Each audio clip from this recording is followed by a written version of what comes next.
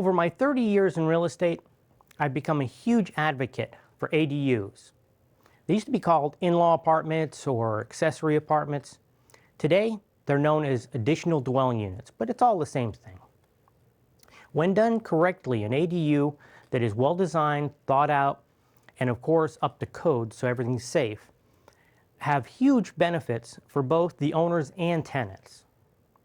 Now, first, when people are looking for a small unit, they quickly learn they're hard to find. Now, why is this? Because the housing stock in Boston, in our area, well, it's like me, old. Most homes were built 75 to 100 years ago. And at that time, no one needed a one-bedroom apartment.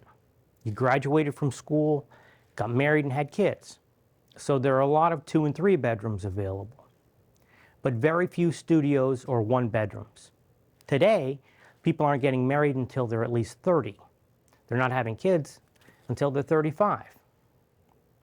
So you can see how ADUs will fill a huge void and a need for our community. Now, for the owners, these ADUs provides much needed income for empty nesters, retirees on a fixed income, or even some homeowners that may have lost a partner. It's not uncommon to see a homeowner that is what we call house rich and cash poor. They have a tremendous amount of equity in their home, but the bank account's hurting a little bit. The cost of creating one of these units, an ADU, may seem high at first. However, they usually pay for themselves in less than 3 to 5 years. Now, if we look beyond the financial benefits, they create a sense of community. That tenant that's living there may help take out the trash to the curb, do some snow shoveling, or other household chores. Not to mention, it's simply comforting for that owner to know somebody's around. For many years, the illegal in-law, nudge, nudge, wink, wink, say no more, was a third rail for local politicians. In fact, when I interviewed Mayor Cohen on this very show, in my pre-interview we talked about the things I wanted to cover, the subjects, and I mentioned in-law apartments. Mayor Cohen paused and looked at me and said, "You can ask." That was confirmation for me that he did not want to talk about it. And I said, "Listen, I'm Mike Spurr, I'm not Mike Wallace." So, on Groundhog Day, February 2nd of next year, Massachusetts will implement, it will go into effect, a state law that allows ADUs by right for single-family homes. And my next guest is going to tell us a lot more about it. On this episode of the Real Estate Forum, I'm joined by Audrey Hettinger of the Massachusetts Associate of Realtors. Thanks for joining us. Thank you so much for having me. I'm excited to be here. Well, tell us a little bit about yourself, where you grew up, what you went to school.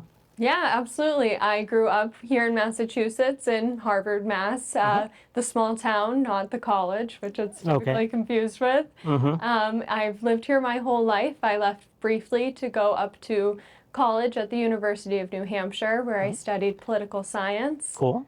Yeah, it was a great time. I graduated. UNH is the Wildcats? Yes, we are the Wildcats in Durham, New Hampshire.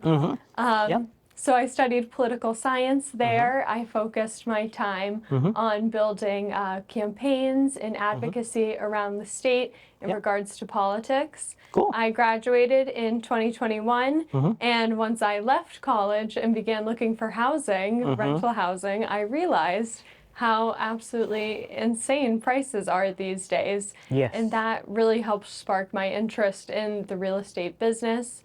Housing as a whole. It has a huge impact on every aspect of our society. And I think the whole country is going through a crisis right now. When you see it being brought up in campaigns for president, it's a serious issue. Absolutely. Yeah, it really touches every sector and it impacts everybody's lives. So it was such an important topic. that was impacting my life as well, that I became very interested in advocacy surrounding real estate and housing protection and private property rights. And so that led me to the Massachusetts Association of Realtors, where I've been for about 2 years now. Awesome. So on this episode, we're going to talk about ADUs, or additional dwelling units, formerly in-law apartments, this type of thing. And tell us a little bit about how that came to fruition, that the new law that's coming to play. Yeah, absolutely. So that law is a policy initiative that's included in the housing bond bill. Maura Healey, our governor, her housing bond bill that was passed early this August, this past summer. And ADUs have been identified as one aspect that we can tackle the housing crisis with. So the Healey administration estimates that ADUs could produce up to 8,000 to 10,000 units over the course of the next 5 to 10 years, now that they've been legalized by right in all single-family zoning districts across the state. And they can look several different ways as well to fit multiple different properties. So you mentioned... Say more about that. You said they can look different. What do you mean by that? Yeah, absolutely. So it could be a basement apartment that you can't even really see from the outside. Or I've in my career, it's not uncommon that somebody will have a walkout finished basement in the back of the house, maybe even sliding doors, that could easily become an ADU.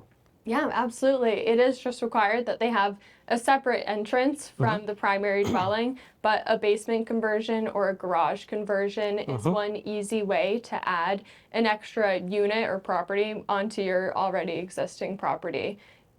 They also could be detached, so a completely separate new structure, or a separated garage could be converted into an ADU. So they really could go a lot of different ways. We recently had a situation with an owner who took a 2-car brick garage, and it became her music studio where she was teaching, and now it's actually an ADU. Oh, wow. So I've seen a lot of different aspects of this. And now, before it didn't have a full stove, but now she can have a full stove in there. And the market for an ADU is really strong. The small units, $1,700, $1,800 is not unheard of. Yeah. So there's a demand for them. There's a huge demand for them. I mentioned earlier, recent college grads looking to move back into their home states or hometowns that are unable to find a normal unit within their budget. So that's an option for them. It's also an option for disabled family members to live nearby but still have that sense of independent living in their own home to take care of. Or for elderly people that just want to age in place and stay in their community. So there really are a lot of different solutions that could come from ADUs. We had another client who had a really large Victorian. I mean, it was probably 8 to 10 rooms. And again, I've seen some ADUs where this big old Victorian, when they were originally constructed, the top floor was servants' quarters. And there was a back stairway down to the kitchen. You came into the home and there was a grand staircase, but there was also another staircase, and that was turned into an ADU, the 3rd floor. There are a lot of different options for this. Yeah, absolutely there are. And there are options that allow neighborhoods to still keep their characteristics and what draws people to small towns. Sure. ADUs still can fit into that picture quite nicely. Now, how big can an ADU be? I mean, you said there can be a separate structure. I mean, can somebody put a small house? I mean, what's the limit? So there are guidelines on sizes for ADUs in the housing bond bill. So that is either going to be up to 900 square feet or half of your property, so the primary dwelling's square footage. So if you have a 1,600 square foot Whatever home, is larger. Yes, then you but could the limit's only- basically 900 square feet. But Correct. that's still a good size. It's a small one-bedroom, a small two-bedroom, or a large one-bedroom apartment. Yes, absolutely. Yep. Now, does it have to be owner-occupied? Is that a requirement? No, it does not, and that is something that's new within this policy. There's no owner occupancy requirement. That's great. In either the primary dwelling or the ADU, and that will be across all municipalities in the state. Because here in Newton, a few years ago, they had an ADU by right for owner-occupied two families and single families, but the owner had to be there. So that's a little bit different. How would that work? Would that law supersede Newton's ordinances? Correct, yes. So this new state law will supersede all local zoning policies regarding ADUs. Unless towns have a more flexible ADU bylaw, then that will be allowed as well. Okay. So if I understand what you're saying, a single family that wasn't owner occupied in Newton could still have an ADU, but the two family would still be able to have an ADU if it was owner occupied. Correct, yes, Okay. because that would go above and beyond what the housing bond bill lays out in their regulations. That sounds good. It's interesting. Who do you think are going to be the most beneficial, get the most from this? That is a great question because I feel like it could be a couple of different groups. One that comes to mind is maybe folks who have had children go off to college and they're looking to downsize, but they can't quite find a place. And now their kids are coming back to Massachusetts after finishing school and they're looking to buy a place. It creates a great solution for them because it allows the families to stay close together, their parents to generate a bit extra income from the additional property, and it allows their young adult children to be able to set down more roots in town. I think it's another great option for folks that have an elderly or a disabled family member that want that extra independence and sense of their own home, but can't quite have that. Right. Now, what happens if it's a short-term rental? Are there, ways, or if somebody wants to do like an Airbnb? That's been sort of a controversial subject for some towns. It has been, and the state is allowing towns to set certain regulations within reason in regards to this policy. So that will be up to the town whether or not they allow short-term rentals in ADU properties. Okay, and a short-term rental, I'm basically talking about anything less than 30 days. Correct. Yeah. So a 6-month lease or a 3-month lease. We have clients that rent to traveling nurses, for instance, and they'll do a 3 or 6 month contract in a given area. So that would be fine. Yes, that would be permissible. Now, what if your neighbor says, no, I don't want this? You're putting additional structure or converting a garage, and your neighbor says, no, not in my backyard. How is that going to affect things? Yeah, that's a great question. And luckily, the housing bond bill has a separate policy initiative that will cover that. So the housing bond bill's policy is to help get rid of those frivolous abutter appeals. And so the new update will require abutters to prove that this development is causing them direct, unique harm or injury directly caused by the development of the ADU. And once that goes to court, the judge could issue a bond to be paid by the abutter of up to $250,000. So quite a large sum. Wow. And that could be used to cover the developer's attorney fees if proven that this abutter appeal is just slowing down construction for no reason. I see. So as the ADUs are by right as well, abutter appeals should not be too prevalent, hopefully, with this new law. Let's hope so. So now, when it comes to ADUs and things being up to code, is that going to fall back on the city or municipality to inspect, or would the state have guidelines there? So the state is still working on guidelines that will be published before February 2nd when the policy goes into effect across the state.